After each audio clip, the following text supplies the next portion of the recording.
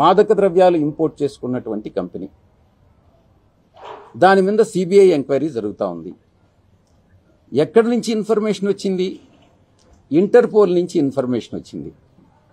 Interpole వాళ్ళు మన సిబిఐకి ఇన్ఫర్మేషన్ ఇస్తే సిబిఐ వాళ్ళు దాన్ని రైడ్ చేస్తే దాని వెనుక బయటపడినటువంటి వాస్తవం చెందినటువంటి వాళ్ళ కంపెనీలే అన్నటువంటిది చాలా స్పష్టంగా తెలుస్తా ఉంది. అక్షర క్రమంలో బ్రెజిల్, రష్యా, ఇండియా, చైనా, దక్షిణాఫ్రికా వీటినన్ని కలిపి బ్రిక్స్ అంటారు.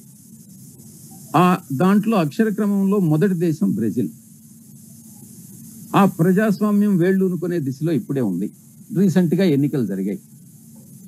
నాకున్న అలవాటు ఏందనంటే, ఒక పార్లమెంటరీ పార్టీ నాయకుడిగా 31 పార్లమెంటు సభ్యులు ఉన్నటువంటి నాయకుడిగా ఏ దేశంలో ఎక్కడ ఎన్నికలు జరిగినా ఎవరు అధికారంలోకి వచ్చినా వాళ్ళని అభినందించడం అన్నటువంటిది ఒక సాంప్రదాయం,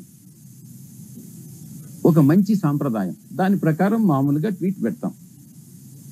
దాన్ని కూడా బ్రెజిల్ అధ్యక్షుడికి ట్వీట్ పెట్టాను కాబట్టి ఈ మాదక ద్రవ్యాలతో సంబంధం ఉందన్నటువంటిది చంద్రబాబు నాయుడు చేసేటటువంటి ఆరోపణ చంద్రబాబు నాయుడు దిగజారుడుతనానికి నిదర్శనం. చంద్రబాబు నాయుడిని ఒక నాయకుడిగా నేను పరిగణించట్లేదు. 14 సంవత్సరాలు ముఖ్యమంత్రిగా పనిచేసినటువంటి చంద్రబాబు నాయుడు చేయాల్సినటువంటి విమర్శన ఇది.